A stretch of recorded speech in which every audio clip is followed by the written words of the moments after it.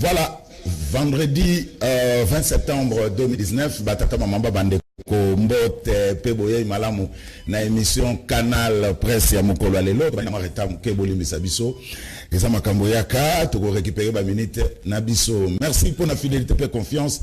Oh, vous en avez un Canal Presse Lelo, numéro Souka pour la semaine. Merci. Na équipe technique Rodil Wadio, Mbia Mavinga, Merveille pour na SMS. Serge Maakoso, Eros Kabasel est l'homme qui a osé.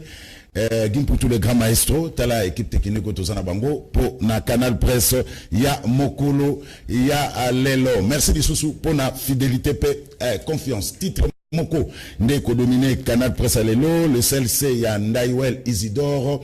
Basengi, que Moutuno surtout a impliqué dans l'affaire, il y a 15 millions de dollars à Zalanano suspendus pour justice et continue Moussala Naï. Togobeta Ntoto Naï Tutu, Nakati ya émission.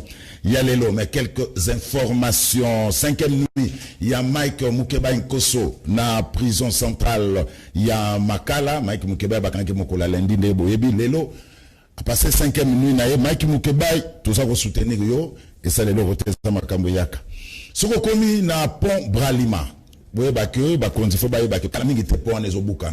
faut faire très attention pour ici ma belle c'est liami et puis pour on a ce que kouei ba dégâts et que ça les mamingi surtout na ba nzela wana ya oyandolo oyi kendaka bon marché ba konzibo sala mo effort beaucoup apeka pongo pour tremper les canons les sous-souté pour que la mingi te pour les zo liama déjà pont pour les maisons liama ce qui est kouei catastrophe mo zala na ndenga deux fois.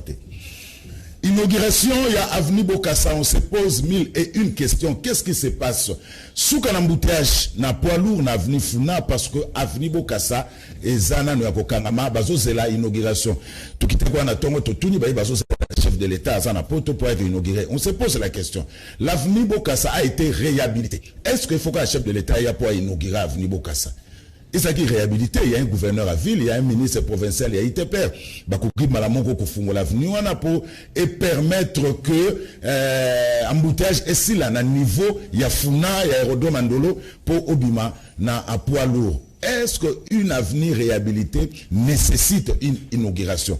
Il faut tout tikana nous habitude il y a kala ya kokaka chef de l'État qui a inauguré avenue Oezanango réhabilité. Donc ça l'effort pour comme nango copa et comme dans mon corps, pour véhiculer les cadeaux, Bakangi, parce que c'est le chef d'État ou Tapotaya pour inaugurer Avenue Bokassa qui a été inauguré, qui a été réhabilité. Nous avons un gouverneur à ville, nous avons un ministre provincial. Il y a ITPR, même ministre national, VPM, Wilingo Post, peuvent passer par là. Fungoli, na circulation pour croisement Bokassa na avenue Funa, embouteillage, il y a Rosakanate pour Nakubima, na poids lourd. Osoba, Fungola avenue Bokassa, embouteillage, wana, et aussi là. Personnes vivant avec handicap, mendicité n'a pas de fois. Tout ça compris entre INSS, poste, donc moyens athées, aveugle, Sengambongo, na terrasse bango, na bar bango, blessé de guerre bango, tout ça comme tout n'a pas, outil qu'on crée ministère, moko ya personnes vivant avec handicap. Ministère Affaires sociales et ali. Et ça la musala nini, personnes vivant avec handicap, komi mandia, na ndenge à deux fois. Kobagisa lisusu na blessé de guerre oyoko côté la rabatu partout na baba partout ko senga bambongo tozo senga pe na ministre il y a défense nationale akipena no blessé de guerre parce que c'est tout un problème. Félix Antoine Tshilombo Tshisekedi a continué séjour na Belgique. Après Belgique, le chef de l'État va se rendre na New York. Donc totala image na o solo laki na diaspora na salle XL na Belgique. Quelle sécurité? Il y a Félix Antoine Tshilombo Tshisekedi. Voilà, Martin Fayulu Lobby, ils allaient qui marche pour commémorer Bawa le 19 septembre 2016. Donc, pour vous savez, ceux qui nous Serge Mako sur l'effort, on peut aussi avoir quel extrait il y a en marche au Wana. Lelo, Nena Lobaki Lobby, émission et vous allez bon députés nationaux. Na loboko na nga ya mwasi nazana esengo ba téléspectateurs na biso bandeko batali ya koyamba Eliezer Tambwe, député national élu ya district ya Lukunga otobengaka Ndeko Eliezer. Mbote Ndeko, mbote honorable. Mbote Ndeko Zulu. Salut on est retrouvé Canal Presse aux États-Unis. Ça fait longtemps. Oui. En fait, je suis très content. Il y a le cas d'abord dans Canal Presse parce que Canal Presse, c'est parmi les émissions, les rares émissions qui m'ont soutenu quand j'étais aux États-Unis. Et c'est chaque fois qu'il parlait de ma santé, c'est chaque fois qu'il parlait de moi, c'est chaque fois qu'il m'a soutenu. Donc je suis très content de retrouver encore Canal Presse, bien que Canal Presse a Nyakanga le Chege. Mais quand même, on est là. Aninaga le chèque. Oui, mais ceux qui peut-être invité, Sili, Tali, invité ou Mesana na bango parce que oui, ils à peu près n'est tout ça qui na kiosque. Kiosque qui na invité na bango ya lelo, ils a mutubu, lelo. Biso amuso tout ça collègue peut-être 2 fois par an na kiosque. Alors, la même chose, Canal Presse, tout le monde a besoin de ils ont invité, les invités permanents à Canal Presse. Mais mon collègue qui va inviter, peut-être baza occupé des balobimos. Tout bien d'attaque des réserves. Voilà, ça point de vue honorable Eliezer Ntambwe, il y a quoi ça l'a jamais puni à réserve. Donc voilà, tout qui quand même remarque, il y a Eliezer pour nous saluer pour Yoka, tout bana ko invité, mais ce qui a boyi na ko na TV que Eliezer a boyi koya. Parce que hier a attaqué Bisso ce qui a boyi na ko ba boyi koya. Eliezer, maintenant on peut dire que la santé ça va. Oui, maintenant ça va, bien que je vais retourner pour le contrôle. Voilà, merci. Honorable Ados Ndombas Mbote. Eli Afuna. Tout à fait. Boni. Ça va, nous sommes toujours Kagana et l'on ben combinaison. Combinaison. Bon, pendant 5 ans. Mais tout le monde est les airs, alors il faut qu'on a assemblée. Mais en fait, les alliés frimité, je le répète encore, pour l'angaï, veste et bomimboko Congo. Veste. Badbaniko sa musalate. Congo oyo etongami mon frère. C'est-à-dire Congo oyo etongami kaka 10% en pamba. Pourquoi? Parce que les politiciens na biso ba l'examen ngita na bango na ba bureau veste climatisé. Aujourd'hui, et là-bas na ngazali symbole ya humilité comme kitisa. Lolendo et bomi Congo fort. Donc il faut humilité ndeko ngai. To mi pesa na musala. J'ai été inspiré aux États-Unis hein. Tant na kenaka na États-Unis. Na moni bato wala te lambao. Ba ingénieur agricole, ba mécanicien, bato ba bongisa banzela. Bref, le travail au centre de l'individu. Mais malheureusement, on a beaucoup Moussa les athées. Par exemple, dernièrement, on a pompon bongolo. Oh, tu vas le voir ma ponte. Au bout du bongolo, n'est commis. Mais il ne demande que 200 000 ou 300 000 $, pour ça bongolo. Tout ça, la moussa là est bongo. Mais 15 000 bongi. 15 000 bongi. Merci. Mais pour qui est, bah, il surtout le bélango est soutenu. Merci honorable Ados Ndombas. Voilà, tout ça c'est l'honorable Moko Daniel Safoubuti Moni. Il pas ça qui réclamait la presse na Canal Presse. Il y a trop d'embouteillage. Il y a saute mouton. Il y a 24 je crois. Mais quand tu as bandal saute des moutons exact. Il y a 24. À ça côté 24 à Karamina saute mouton. Donc Azagoya. Voilà quelques titres. Congo nouveau et connu le soutien de Kisanga Bomana Mukebai incarcéré au CPRK, la prospérité commis exigeant la démission des personnes indexées et des juges de la Cour constitutionnelle à faire 15 millions de $. Le CLC annonce une grande croisade contre la corruption. Forum des As est commis après la corruption. Le VPM Tunda en croisade contre la patridie. Et puis, Kakana Forum des As, un sport est commis. Match aller des éliminatoires Chan Cameroun 2020. C'est dimanche à Bangui. RCA RDC tirer les leçons de l'échec contre le Rwanda. Voilà, contre le Rwanda, mercredi, Topolagi, 3 buts à 2. Donc, une première sortie ratée. Il y a Christian Sengi Biembe. Je crois que à Bongisa Makamu dimanche, na double confrontation contre l'équipe RCA na à Bangui. Ce qui est l'équipe double confrontation, na tout ça directement qualifié pour Chan Cameroun 2020. Voilà, Ndeko Eliezer Ntambwe, to banda na yo, 5e nuit. Yamaiki Mukebai na prison centrale Yamakana. Merci beaucoup Ndeko Zulu. Nous avons koya ba bazala qui na parquet pour nous assister Ndeko Nabiso Mike. Et quand je suis arrivé, pour Biso Tokenda qui après plénière, donc là tout ça qui na plénière.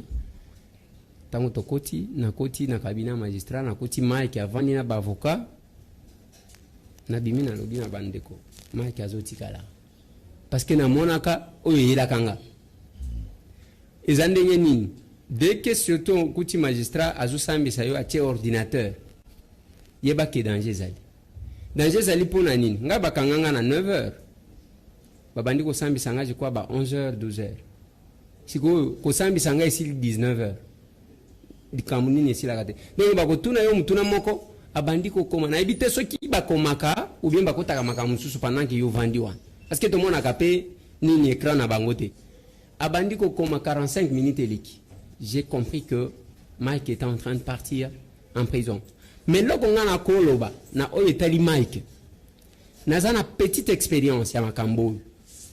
Les procès politiques ne se gagnent qu'en politique. Nayebi avocat mon côté a gagné procès ya nini ya politique. Ce qui aujourd'hui dossier ya Coutinho Fernando bakangia ke prison. Tonzo ba avocat ya minene ba maître Bondo banani ba maître Jean-Joseph Mukendi oyo ba défenda ba avocat minene ba défenda metango ba komi ke balingi ba bimisaye Francis Kalombo abi à l'époque tango zotala Francis azalaki nanu avocat te azaki stagiaire mo abimi lokola yende muto a gagné pour que Coutinho abim. C'est pour vous dire que les procès politiques ne se gagnent qu'en politique. Certainement tokobo ya ba maître ya procédure qui sont nos avocats, mais mieux vaut total à côté parallélisme de formes et de compétences côté oil kamwibimeli et yako to yako ningi sango pour que ebim. Mais avant que nous sukisa eloko wana ya Mike na yoko lobi makambo ya bandicapé nenge bazo senga na ministère baganye te ministère wana ba créer selon ngai tambwe bakokati ko créer ngo ba pesa ngo à une personne valide. Ce n'est pas ce que les handicapés ont besoin. Il y a que créer un ministère, une personne à mobilité réduite, confier un ministère ou un atteint, une personne à mobilité réduite, payer un ministère à justice et garde des sceaux. Payer un ministère, se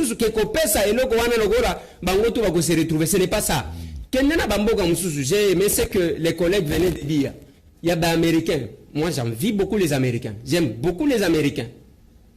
Parce que la cravate, ça c'est l'Europe. L'Europe, tu as un discours, une cérémonie. Trop de formalités. Excellence, monsieur, excellence, madame. Bazana tenté. Donc, bazana ne loka kosalate, bazana tan ya kulisa. Biloko yo, tola takango. Mais il faut que tu aies la temps pour que obi magak. Oko simba veste yo, talies que zoko kana cravate yo. Donc ça nous prend du temps. Pendant que l'Américain n'est pas là, Kenden a été.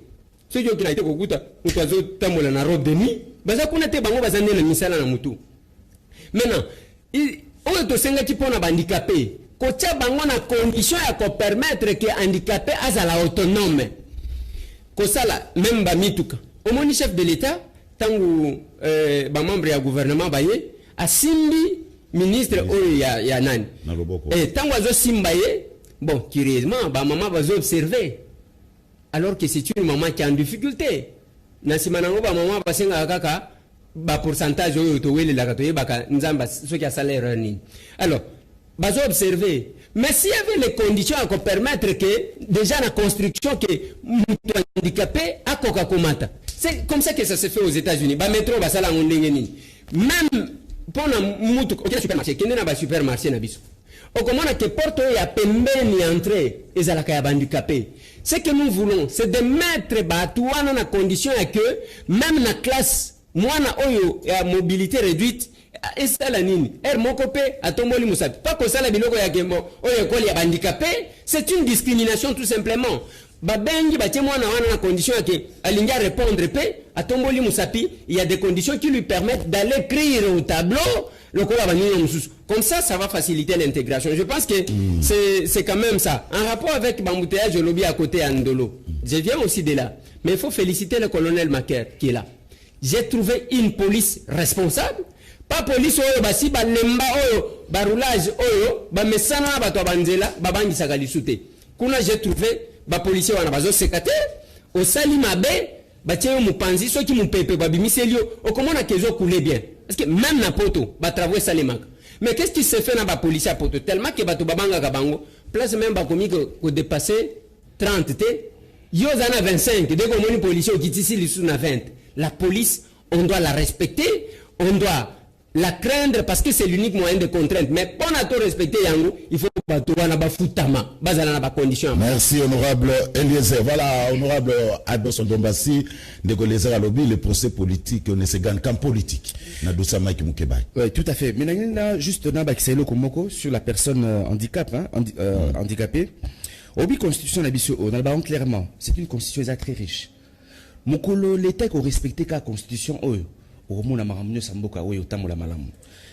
Na ko appuyer l'article 49 et lobi boye. La personne du troisième âge et la personne avec handicap ont droit à des mesures spécifiques de protection en rapport avec leurs besoins physiques, intellectuels et moraux. L'État a le devoir de promouvoir la présence de la personne avec handicap au sein des institutions nationales, provinciales et locales. Bref, aujourd'hui, ce qui l'État est un mécanisme nyos au commun la personne handicap a la susu minimisé. Malheureusement, biso to minimisera aveugle. Mais n'a pas la poto aveugle les appelle la moussala. N'a pas la poto mutakata le la appelle la moussala. Bref, aujourd'hui c'est à l'État congolais il y a qu'on mettre un mécanisme. Mais déjà toi on a état moro déjà, biso va normal l'État respectera bisoté. Et bon la personne aveugle va respecter une. Donc ça dit pas si na motema. Dika Mike Mukebai, mon cher frère. Moi j'aimerais dire ceci. Moi j'ai beaucoup de respect pour Mike Mukebai. J'ai beaucoup de respect pour ce monsieur-là. Au moins, Mboko Congo, ceux qui attendent 20 Mike Mukebai, Mboko échangea. Mon frère, ce pays a été géré par des bandits pendant plusieurs années. Des bandits, des voyous. L'État n'a il y a saleté mingi. Qu'il fallait aujourd'hui, Mukebai base à la 20. Mon frère, la poto est à la blague, journaliste d'investigation, ça blague, tout le monde la rate. Les gars, le lobby la presse bini. Et puis, c'est l'actualité. Mais vérité, mais surtout quand on arrête un député aussi facilement, c'est une insulte en fait à la population congolaise. Muto oyo votaki Mike Mukebai, ataka monorot, to kangié. Et bon, la population congolaise to saloni, to bomao, to nyatayo. Bref, je le redis encore, beaucoup de respect pour Mike Mukebai. Mais nous l'accompagnons, tout ce qui était. Mais 17 dossiers, entre autres, il y a Daniel Monanteba. Mon frère, je comprends, mon cher, s'il te plaît. Aujourd'hui, moi, je vais sur le fond. Mon frère, qu'on se le dise clairement. Hein? Je ne veux pas minimiser les faits. Tout qu'il y a un fond. Mais une personne a fini moutou. Namoutou a eu à l'état 15 millions de dollars. Namoutou a eu 30 millions de dollars. Namoutou a qui est l'autre, à ce qui ministre, à ce qui est l'ambongoté. A bini a commis à 70 millions de compte à Magnae. Non, il faut pas. Vous oubliez que quand une personne vole 15 millions de dollars, il vole 15 kilomètres de route. Oyo, Barongo Bamba, Nzela et Lengesa. Ça fait plus de 50 ans que Nzela et Lengesa. Et ça, Nzela et Lengesa dans la foule. Et oui, ça combien de kilomètres? 11 kilomètres, il y a Pamba. Nzela et Lengesa, 11 kilomètres à Pamba. Donc avec 11 millions de dollars, au Bongisi, Nzela et Lengesa. Mais une personne se permet de voler 15 millions de dollars. Et donc, le Mani Mukiba, aucun naïe. Non, et ça n'a sens déjà. Donc, je le redis encore, Mike Mukebai est victime d'un procès politique. On l'a compris. Même Mike Expédition, même mais ce que je retiens, Mike Mukebai. Ce qui va voter qu'il donne priorité, mais Mike Mukebai, peut-être à Salanan. Donc, je suis triste par ce qui s'est passé. Mais, je viens aussi avec un message du président Martin Fayoul. Martin Fayoul a signé Boué. Tous ont créé Fonds Otobenyango Sunga Mike Mukebai. Fonds Sunga Mike Mukebai. C'est-à-dire, na meeting na biso à dimanche le 22, au Salama, na Makala. Tous ces na Moutounioso, il y a qu'à 1000 francs congolais. Au second, ça, 2000 francs, il n'y a pas de problème. 5100 dollars, et ça dit fonds, il y a que Sunga Mike Mukebai. Bon, il dit bien que Godem Poi, alors là qui salaire à Mike Mukebai pendant 12 mois. Mike Mukebai en fout la table n'a qu'on n'engagine. A relat sabala n'engagine. Bana ba okili classe n'engagine. Yango Martin Fayoul a saigné la bino boué. To créer fonds sur la Mike Mukebai. Aux alliés na 1000 francs, 5000 francs. Yaka nango na terrain elenge ça na meeting à Martin Fayoul. To gocha ba kitunga. Le jour où on a kitunga kozala liboso podium. Oui, la 1000 francs na yo au déposé lundi président Martin Fayulu a okidokitika mongwana na famille ya Mike Boukeba. Merci honorable Ados Ndombasi. Voilà, honorable Eliezer, le problème ici, le CLC a monté au créneau, à lobby, nous sommes impliqués, mais nous sommes suspects, une affaire à 15 millions, à démissionner, à ne pas permettre justice à Salam Moussala. Isidore Ndaïwel. Bon, je ne sais pas ce qui est pour démissionner, parce que culture a démissionné en Canada. Ils ont vraiment un problème. Ils ont un problème, il y a que, ceux qui ont un procès pendant, en justice, il faut bâtir une suspension pour permettre à ce que le dossier wana ici là et bazo sala va subir influence de mon côté. Ça, c'est vraiment une demande normale. Mais on parle de 15 millions de dollars. 15 millions d'euros, ngai ezali hermoko kosalanga moi mabe. Pour que tout ça là, certainement, il y a un principe de droit qui dit qu'il n'y a pas d'égalité dans l'illégalité. Ce n'est pas parce que collègue Ados Ndombasi a violaki, bakangi était, ngai pena violé na lobake, on n'y est pas violaki, hein? Non, il n'y a pas d'égalité dans l'illégalité. Izalakate. Qu'est-ce que je vais dire par là? Autant nous avons besoin, Lelo, Oli Ilunga, en résidence surveillée. Quelle est l'histoire de Li Ilunga? Balobi, Alibi 4 millions, point 2, quelque chose comme ça. Ok, il y a Ebola. Guimaton. Bakangaki alalina na boloko et puis akei. Guimaton doana na tiye mupanzi kuna. Lelo, tozana dossier, il y a Vital Kamere. O bazo tanga na dossier, il y a 15 millions de dollars. Oyo Oli Ilunga zanani. Azalaki médecin privé. Privé, il y a Etienne Tshisekedi wa Mulumba. Moupepe ya débauchage yé. Le collègue a une misisa politique était et emporté yenenga ba importa ba vienanga ba sami ba dibanga ba vienanga tibas. Omoni tango tozaki na kati ya bitumba. Donc ce que ça na misisa te moupepe wane emporté. Ba kei na bangoti. Maintenant il y a quand même quelque chose. Oli Ilunga bazolandela ye pour 4 millions.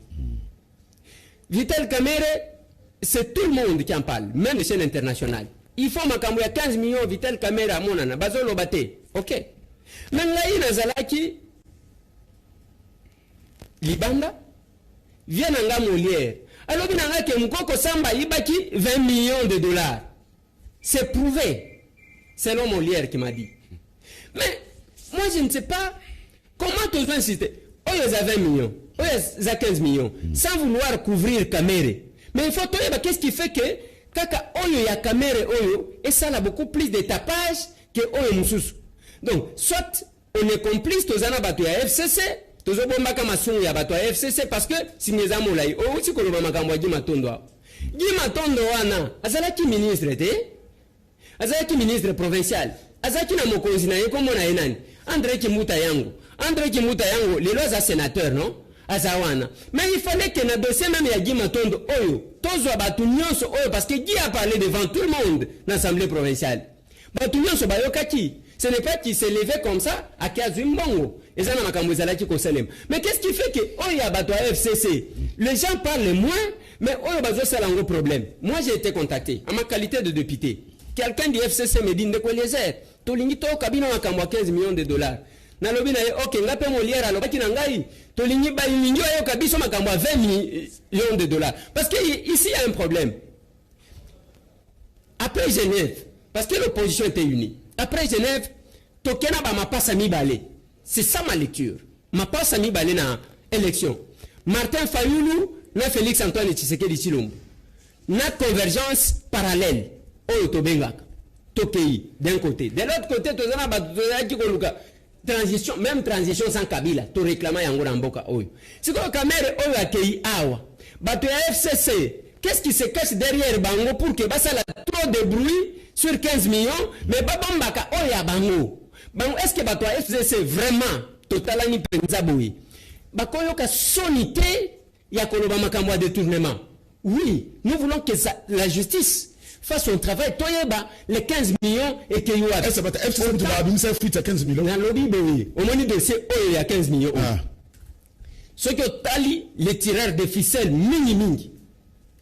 Même ceux qui chez nous, bah on va approcher changement, bah on se laisser emballer out. C'est plus l'FCC parce que l'exemple que je donne, il y a ici une preuve de 20 millions. Oh mon lien à lobby n'a que c'est établi dans la banque. Personne qui en parle. Oh il y a Guy Matondo, ils ont même Guy Matondo dans les médias, même les chaînes internationales. Combien de chaînes qui parlent de Guy Matondo? Parce que ceux qui ont le Guy Matondo, comme ça, au Kozoba Kimbuta, ceux qui peuvent aussi Kimbuta, ok, Kozoba, Bazaki, Likolo, Kimbuta, ok? Qui parle de ça? Pourquoi les 15 millions est beaucoup plus d'actualité que autre chose? Parce qu'il y a un problème. Moi, j'ai dit aux gens, que ce soit les gens des les pro-changements. Ok, les lots, bakosa la nenge basali Mike les lots. Bazu Mike, bazu va livrer. Parce que à la différence, il y a règlement intérieur nabiso na collègue nanga Dondombasi. Il y a biso pour lever immunité, il y a ado nenga vandiwan. Procédure les amoulaï. Parce qu'il faut bayokaye awa, bayokaye kuna, bayokaye et puis la plénière qui est souveraine va déclarer. Mais oh ya bango assemblée provinciale, ba sali ça règlement intérieur. C'est ce que je disais aux amis quand on débattait il y a règlement intérieur. Na lobi bomo na biso yango. Kuna balobi nini? Bakoti ko lever et immunité parlementaire ya mutu, même ceux qui mutu par les bureaux comme ça. Mais ceux qui ont un problème na président ya bureau. Mais à lever. Donc, le problème, il y a 15 millions de dollars. Il ne faut pas que les gens veulent mettre en difficulté Kamere qui s'est attaché à Félix pour le fragiliser. Autant nous voulons voir clair. Parce que le comité de coordination Vazo 5, voilà. Est-ce normal? Est-ce normal dans le sens que si vous êtes soupçonné dans un dossier, pour ne pas jouer de l'influence par rapport à la fonction, il faut que nous nous pamba. Pour la procédure est normal. Mais voilà. Le fait que les caméras là qui s'étaient humiliés a retiré à candidature. À Tambolina Félix, à comme le lieutenant Félix. Les lots, bazwa ol, balobimo, qu'est-ce que nous pouvons faire? Il faut tout sabango d'abord ni tout séparer, comme ça il va devenir faible. Tout Sungaye a échoué bien. Tout ce discours il y a 2023. Il y a un qui va opposant. Voilà, voilà, c'est je honorable Daniel Safou Boutimouni, Eli Amouamba, à Komelebiso, et voilà, hier on a un état de Ike. Honorable téléspectateur, réclamateur Makassi, Babi Daniel Safazolo, Bali Sousouté, qu'est-ce qui se passe? Daniel Alena, Vandi, famille Pekisa, les canaux de télévision. Tout d'un coup, Daniel Safou surgit à la télévision. Nini le kaki. Yambona zongisa maloba na motuna na yo na tombolaka toujours les grands esprits, les grands soleils central Fumu Kimbangu. Kingunza, kia Kingunza. Kingunza, kia Mbumba Philippe. Kingunza, kia Nzenza Landu. Akomisaka batu wana. Ndeko na kozongisa na maloba na bandeko nyoso yo bandeko senga na leka na zongisi libino botondi bana ngumba Kinshasa bana Congo. C'est Daniel Safou azaka raté ya circonscription Moamba. Daniel Safou aujourd'hui est national et international. Na fanda ki kimia na kotala to bundaki bitumba na mboko poto zo changement. To changement. To yangote. To bundaki bitumba batu ba kufi ba rosi ba kapangala to bundaki bitumba ngai moko misu. Et mon arasuma la monté, ba lacrymogène. Mais tozu li futanini. Tozu kakabe résultat moko. Kabila kokongwendo seko. Donc esengela kina fanda na yoka ba bazu pouvoir. Na biso ba tobundaki na tali kotaf na tala nini bazoloba. Nini bazosala. Nini onga na koloba. Style nini na koyana ngwa sika. Parce qu'en fait, l'idéal c'est la libération du Congo. Idéal na biso. Voilà. Donc, qui m'a la fana geza ko banga mutute, ya ko banga batute. Daniel Safou de par sa nature, défaut nanga. On a reconnu na miso nzambe na banga raté. Daniel Safou. Grand défaut na banga raté. Voilà. Pour la osuki ça, sikoyo musale bandi. Na yebi bato o bazola basela langage nini. Bato bazosala langage nini. Bato bazandenge nini. Stratégie bato zande. Ndena ko buka béton. Na buki. Merci Daniel Safou Boutimouni. Voilà, honorable Ados, nous sommes là. Ados, nous avons un problème, il y a 15 millions, ça pose problème, ils ont le Obama partout. il paraît ça la copie ya kala ezaka système zo ça manango ya kala batumsu ba l'été amona ba bimisi foot omoni ndeko Jules tant on a observé maramozo ça banakata mboko yo j'ai compris que Congo oyo ezali grosse mafia. Le Congo c'est même la plus grosse mafia mondiale. Tout est flou dans ce pays, tout est sale dans ce pays. Yango mona ba droit Mike Mukeba iso ka lobby boé azo gêner. Ceux qui va droit à ça faut ba lobby boé bazo gêner. Mon frère, pour appuyer Ndeko Eliezer na mama lobaki ya justice. Nazo ngami na mibe quoi? Na constitution, article 149. Ba lobby boé. Le pouvoir judiciaire est indépendant du pouvoir législatif et du pouvoir exécutif. Na sukiwana. Mais biso, ce que nous remarquons, que la rata Congo, justice na biso, ezali politisé. Même au niveau, il y a cour constitutionnelle. Et si quand il fait le bas là-bas, ange, il y a justice. Au niveau, il y a cour constitutionnelle. Bota la bouzoba oyo basali. Ta la bouzoba oyo salamaki. Na ko rendre ba arrêt unique, ba arrêt, il y a salité. Et même Félix Tshisekedi, sur France 24, sur RFI, l'a dit que ce qui s'est passé à la Cour constitutionnelle est inacceptable. Mais c'est le reflet de notre justice. Nous avons une justice sale. Et c'est pour ça que nous avons clairement, cher ami, ce qui est là, au niveau de la Cour constitutionnelle, il faut Angelo, il faut rendre l'arrêt unique. Mais imaginez-vous un peu, justice aux alliés rendus dans la souciat. Justice aux alliés rendus dans Bumbu, dans Selembaou, dans les tribunaux, et ça t'as la justice expéditive. Oh, bah, c'est l'image de Kibaï. L'icolo à 15 millions de dollars. Mais comme le négociateur l'a dit, nous ne parlons pas seulement de 15 millions de dollars. Mais est-ce qu'on a des choses que dire Kabumoko? Il y a président Kabila Akala. Aïba Rassou qui 10 millions de dollars Boroboué. Il y a Snell. 32 millions. Pardon? 32 millions. 32 millions. C'est un Joseph mais juste, c'était 32 millions. C'était 32 millions. Donc 32 millions à l'époque, ils allaient 32 km des routes. C'est plus de peut-être même 10 universités que tu peux construire. Bref, cher ami, redevenons sérieux dans ma gestion à l'État. Mais aussi, Makaka, si réellement Félix comprend qu'il faut tomber en prison, ou écoute, ministre, DG, généraux, pourquoi pas, député, voilà, avant d'année, ça fait ce que l'on Kina, Moutoumora Ebsenabi, Ndekozulu, comme Royamba, député nationaux, Eliezer, Safou, Nando, Massi, Bisabango, tout ça peut n'a besoin de 15 millions na plénière et assemblée nationale. On a besoin de l'an après. Donc, d'année, ça vous m'a qui Moukeba 5 minutes en prison, centrale à Makala, et il a fait 15 millions, et ça a des frais chroniques. Mukeba ikoso kingrunza kia kingrunza uza mobali baka soso okekuna onini bangonde bazoka soni nzela prison eza nzela kimbangu eza nzela ba héros eza nzela ba guerrier Mukeba ya confirmer kaza guerrier aza héros donc bangoka bazo sunga biso to koma batamini lobi to kambambo qu'il le veuille ou pas kaka biso to diriger mboko lobby. Mais demain ça on vous accuse on vous accuse yo Mukeba beaucoup de députés, mais vous avez un gire facile. C'est ça aussi le problème. Merci beaucoup, Ndeko. On vous accuse partout. Ndeko, Yogana Lobanano. Ceux qui nous accusent, ils ont atteint quel niveau? Il y a ce qu'on appelle la qualification. Il y a ce qu'on appelle la dénonciation. Ceux qui n'ont pas 15 millions, moi, si on a ça va finir sur la télévision. Ceux qui n'ont pas lobby, qui n'ont pas 15, pour nous, avoir dossier nyos. N'a pas dossier nyos, il y a 15 millions. N'a pas d'année. Pour nous, la jeunesse d'investigation. Ceux qui n'ont lobby, baïbi 15 millions, fingi moutou. Non. Ils ont transformé la vérité aux injures, aux mensonges. Daniel Safa finga na finga bonne.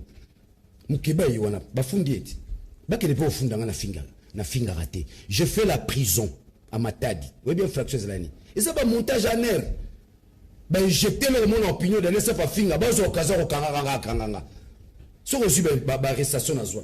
Quand on m'arrête à Matadi, outrage au chef de l'État, na finga Kabila. Mais les jours du jugement, balakisa Égypte.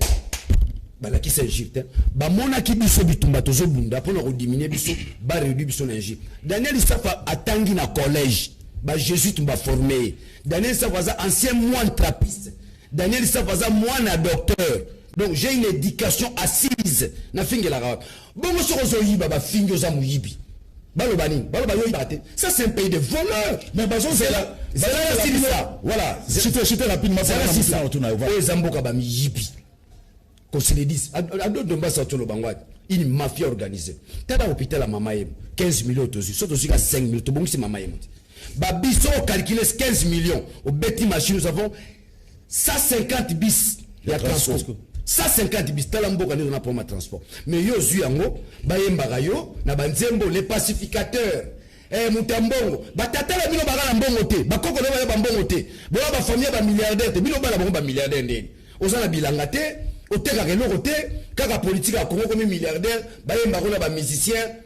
Lobby tozwa mibeko la mboko. Musicien yembi muyibi to kangio.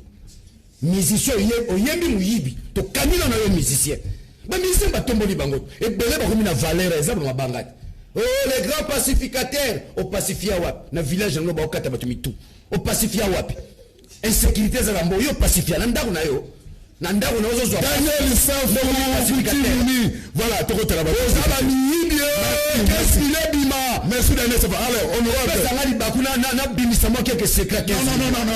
Ko kera na parlement mais na bête lo ko mukeka. Ba bino ba na parlement. Na parlement mais na kemu. Yo Daniel balobi soit parole na podium lo ba na parlement. Problème à qu'est-ce que vous interpellez dans le parlement. Nous sommes là pour c'est là nana baxeno moro nana beta cité na banoro le kate batebele bazo le kao to tindaki bango bagindo lo bana parlement te bolanda mama parlement Daniel Safou na production parlementaire na le côte aux Ali je suis à l'auteur j'ai apporté 3 amendements na règlement de non c'est là na lobi bilante na ça que tozo sala musala à chaque étape nande konanga Eliezer nous intervenons. Ce que tu as combattu, ce que opposition, Tobimi. Daniel Safou travaille. Nako beta c'était na likambo moko. Tozala na mboka teka to ba yepa zoro ba ba somba ete. Tshisekedi ba somba gai. Malula ba somba gai. Kasavu ba somba gai. Il y a des gens qui ont fait du bien qui sont restés constants. Bolobela rabangote. Kasavu ba somba ete, Kimbango ba somba ete. Tshisekedi wa muluma ba somba ete. O bazo somba na bazanda kisate. Bino bokola ndanzela ya mabete botala oyo bakosomba bango te bakokoba Daniel Safou butimi te merci na kolia ponduna kwa na mai na lali tumba Congo. Merci. Alors, honorable Eliezer, est-ce qu'on peut compter la justice Nabiso pour un problème il y a 15 millions? Enfin, pour tout y est bapenda problème on a ezanini na so kimbo mwana. Bon, je pense que le cas là les dossiers concernés la personne qui est citée là-bas, c'est Vital Kamerhe au Bazotanga. Hermoko et quoi aboutir. Et quoi aboutir parce que ils veulent rendre la justice, mais quoi aboutir parce qu'ils veulent se rendre des comptes sur le plan politique. Parce que de konanga la solution ya koyiba oyo ezo utawapi. Moi tambwe j'ai dit mukoloba zo recevoir biso na cadre ya caucus ya Beli de Kinshasa. Je ne sais pas ceux qui collègues Ado Azalaka na Elaïs, collègue Daniel Azalaki wana, j'ai dit à Ilunga Ilukamba boyi. Vous devez commencer, c'est ce que j'attendais voir dans le programme du gouvernement, par l'informatisation de l'appareil de l'État. Nayebi mboka moko te mbongo etambola na maboko boyi. Maboko bank. Papa Nangai, Mona Salim, la dame qui était premier ministre en Suède, a longo musala parce que a somba kaka chocolat à 12 € na carte à l'État. Musala sili. Ah ouais, pas na biso zanini. Quand les systèmes financiers, tous les informaticiens à makasi, na bao bazo utapoto na bao baliao, bakoti kosunga biso pour que ba informatiser. Mon à l'État de que koti 100 francs, bamoni, babiro belé bamoni. Moyen ya koyiba yango ezate. Mais qu'est-ce que nous faisons? C'est organiser batubalingi teke et aboutir. To contrôler mon jamais policier okokuta na poto bayewana ba pesa ka ticket wana wazo pesa ezanini ezaya ke okende kofuta ekota na 15 na caisse ya l'État. Qu'est-ce que nous voulons? Tolingi jusque là le magistrat otozana bango ezakaka oyo bazalaki. On n'a pas encore changé de magistrat. Il n'y a pas encore eu de nomination à ba magistrat. Est-ce que ba magistrat oyo Hein? Parce que biloko neti ya koyiba mbongo à l'État. Pour décourager, qu'est-ce qu'on fait?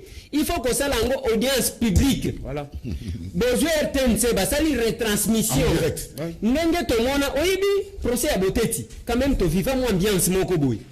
C'était le procès qui était le plus médiatisé à son temps toujours kende bakan kokolokuna. Donc bazui RTNC bachangwa en direct. Ne basala ki baje ko beya. Ndeko na ngai oyo bazana ndoloti lelo. Balobika mona sapo. Babanda kaka nengwana après bakati te boko banda ko ya ko ba image te hein. Tokende na ngoti na souk. Et d'ailleurs, un procès comme celui-là de Kozulu, et ça procès il y a deux que tous un mois té. Non, procès 15 millions. Bossa la que et ça à 4 jours, bokati makambo bo condamné ba to bo condamné. Donc, il y a cette histoire là. Nani mon collègue Daniel Safou venait de dire là que c'est un pays de voleurs. D'accord. Parce qu'il y a de ce pays, mais je ne suis pas voleur. Il est de ce pays, il n'est pas voleur. Qu'est-ce que nous pouvons dire? Que les systèmes politiques, le gouvernement,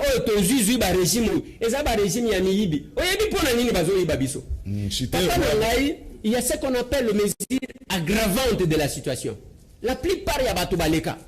Et ça va te vivre à poto. Il dit comment ceux qui ont ligné au Zambongo, Kokota na makambo à l'État. Tu vas en Suède par exemple. Les ministres, ceux qui ont été à Moussala na été, azozo na yo métro, besoin de transport, binenyoso. Na tiki les États-Unis, ba ministère réseau tout là. Trump azol ka ba ministère azui o lelo lobi a démissionné. Les autres tout là. Parce qu'ils ont placé à cause Zambongo ndengwan. Donc ce que nous voulons faire. Ah problème est anime. Et ça y a que quand il s'agit que to même code de bonne conduite signé. Qu'est-ce qui se passe dans peu de personnes? On dit bah tout wana. Les lorsque qui bakangi mukoko samba. Oh balobi que aibi 20 millions de dollars. Ba sambisie ba ke batie na boloko. Moko batika mukebai asa futa nyongo mandat na yesi la ya prison.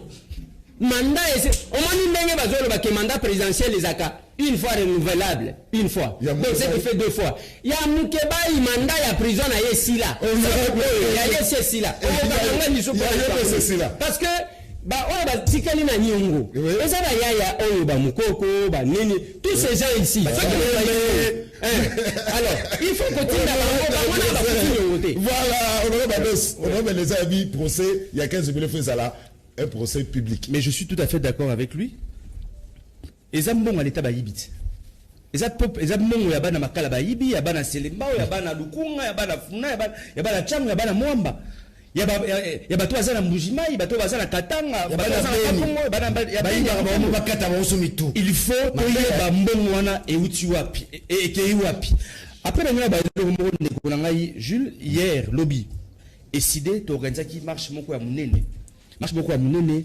Potobo Sarate, bateau Banekonabiso Bakufara, un certain 19 septembre 2016, au régime Yakabila et Bomaki. Kobo Sarate le 19 septembre, siège à IDPS Batumbara Yango, na régime Yakabila. Alors, puisque tout ça qui marche comme nene, avec le président Martin Fayoulou, Madidi, to banaki on a siège à ICD, na triomphal numéro 3, to Kenanti, na Saint-Joseph, et Sika culte d'action de grâce Morizala Kiwana. C'est juste pour dire ceci, Nekonangaï. Devoir de mémoire. Tobo Sanakate. Les lois on parle que tu sois qui alternance, mais Bobo Sanate, que Barosimu Keni Bakufaki, Bateres Kabaranga la Bakufaki, Negonabiso Bapalouk Bakufaki. Bref, devoir de mémoire. Un peuple amnésique, et un peuple Moro, et Okiko Kenelibo Soté. J'aimerais juste chuter pour dire ceci, que le 22 septembre, le dimanche 22 septembre, oui. Martin Fayoul m'a dit Namakala le 22 septembre. Toujours vérité des yeux. Boya et Belé. Merci.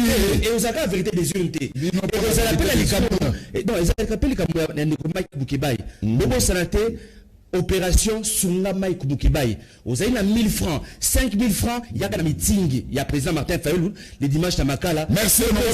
Voilà, tout ce qui est honorable Daniel Safou. Honorable Daniel Safou. Ndena Lobaki.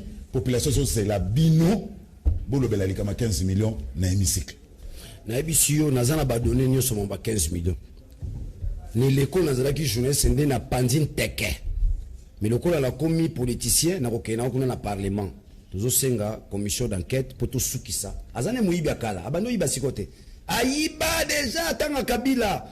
Ya a changé couleur rouge. jaune caméléon akozwa bo soko zo bazui couleur na yo so zabo ayiba na kala bazaka na kabila bakabona po ngo sala loko neti tisekende bazaka na mobutu bakabona tikira kabona mobutu comme grand opposant mais simbate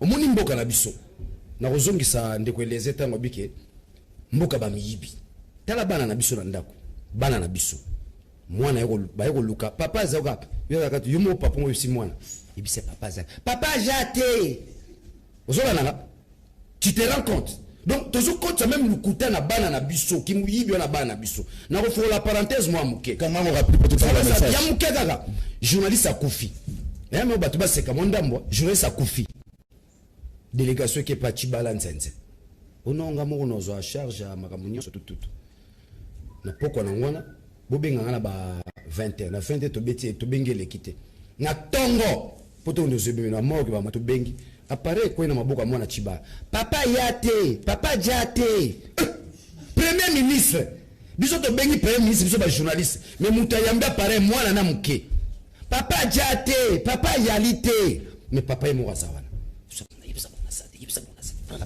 yebisa bona zate na zongi lisusu na likamuma na ndeko bazolanda ngai lisolo na nibo yeba yango nazana ndaku ya Tshisekedi papa na ngai maître na ngai wa Mulumba Mkongo Njuku héros national Tshisekedi afandi kamera ya koti likambo na zoba batete de pesa ba yebi yango kamera koti Tshisekedi kipaku tuyeta fa na pota zo solo na ye tawa kamera zo bima yoka Tshisekedi celui-là ne travaille pas pour le Congo. Merci. Alors, tant que ça bala Kinshasa et Kumbaki yeyo. Ba menace ezaki belé, bomona ki yango, ba menace jusqu'à atteindre ngana kufa. Ba sangane la kingai. Mais après ya bande ko mususu na ba congolais na zongi na kobanga bango te pona bino. Merci. Alors, na kobeta CC likamba mukeba ikoso, otozo bengelo le jeune Lumumba. To beti sete bisonyo so na makala. Meeting ezaka vérité des inté meeting tozo kende mukeba ikoso boye beleka kiboni na ko yeb solo comme omoni abeda chou aza musulman mazo samba ya giza golden poi tala musulman akenda na église ba message bana na Kinshasa mais akomi mondimia na nini ya golden poi tozo ba golden poi toko suki sona Kinshasa awa yo lingo kumba Kinshasa ningeli benga na yo on dirait famille na yo golden point na bangi yo tenga merci suki saro canal presse merci merci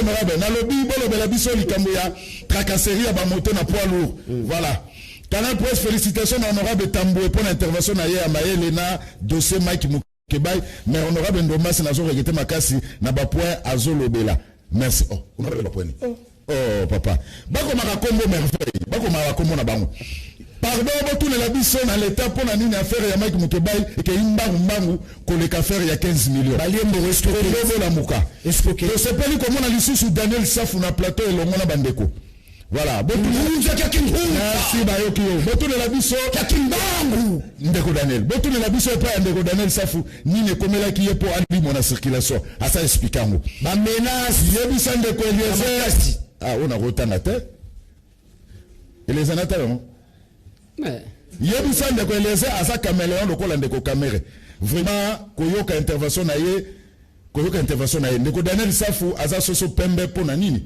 voilà ndeko soki bayibi mbongo na gouvernement ba détourner pauvre na nzela ayiba 1500 francs voleurs non ote na otana ote ndeko zulu yebisa ndeko Daniel Safu apupola bango po mboka ya mawa penza bosolo ezate eza ndeko fafa depuis changu na lobi boye bana lingwa la baza bayuma po bakangi se mobiliser c'est là ça papa fafa depuis changu alobi bana lingwa la baza bayuma po bakangi molobe na bango l'homme puissant de Mike Mukebay mais basale le côté dimanche ata po ela kisabolingo na bango na député na bango vraiment eza passe mingi mais ceux qui ezalaki biso la changu mais moto na moto po na député na bango et c'est ngomini komona lisusu ndeko Eliezer na plateau ya Seka TV na émission na bino ba congolais merci vraiment ndeko zulu musala malamu ndeko zulu nini komelaki bana mboka ya opposition batelema pona ndeko na biso Mike Mukebay eza ndeko Saint-Lazare na Congo Brazzaville likambo oyo ya ndeko na biso Mike Mukebay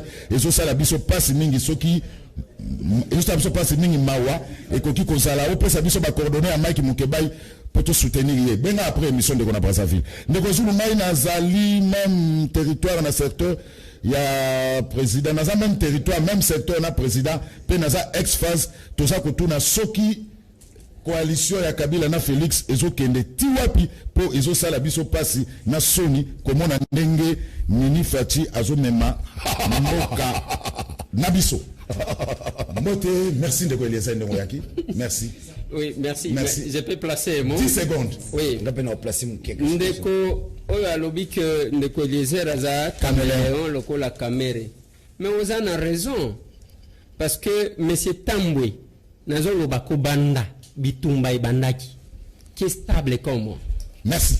Même photo ya Fayulu bazo la kisa avimba. Nani azwa yango. Eliezer bongisa kaya pesa Fayulu. Qui est Papa, Nalobi Martin Fayulu, je ne viens pas ici flatter. Voilà. Et je pose la question à tout le monde. Qui a déjà été offrant avec Fayulu comme M. Tambwe qui parle? Merci. Alors, je dis ceci. Merci. Je m'assume à ma propos nangai. Je fais mes lectures et je dis que je suis dans le droit. Parce que mon pépé, Nakotange la batu awa.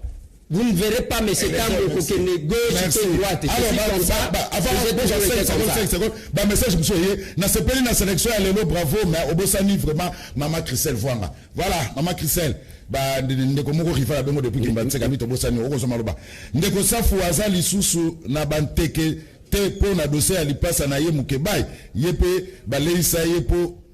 Tina nzela azoyo kanate apesi raison ndeko nini komela ki ndeko Eliezer maloba esili epe po calme oyo akomi na yango ezokamisa biso voilà émission sili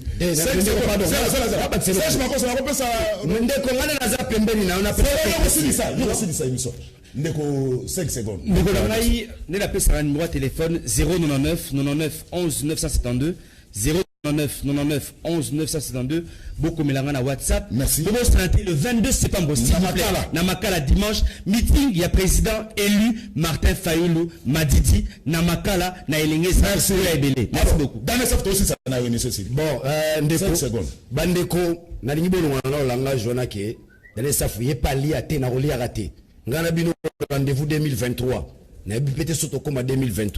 Je reste constant pour le bien du Congo. Bandeko nangai, moni Mukeba ikoso. Mukeba yazo kufarali wa moko. Vérité. Tala ba irrégularité za makasi na dossier wana. Lever ba immunité na ye. Ezala nenga lokuta. Zela, ezala nenga lokuta. Yango tozo bunda na niveau chambre de cassation. Bakweisa démarche à Godin Poyi, merci camarade Abed Achou, musulman à l'église na ye, émission c'est ça. Bakokata biso Daniel Mukeba Robi Mezabi Tumbato Telema. Merci. Des rediffusions 21h Godin Poyi. Numéro mususu lundi avec Jacques Kalonji, lundi mardi mercredi ngana kutabino jeudi na vendredi.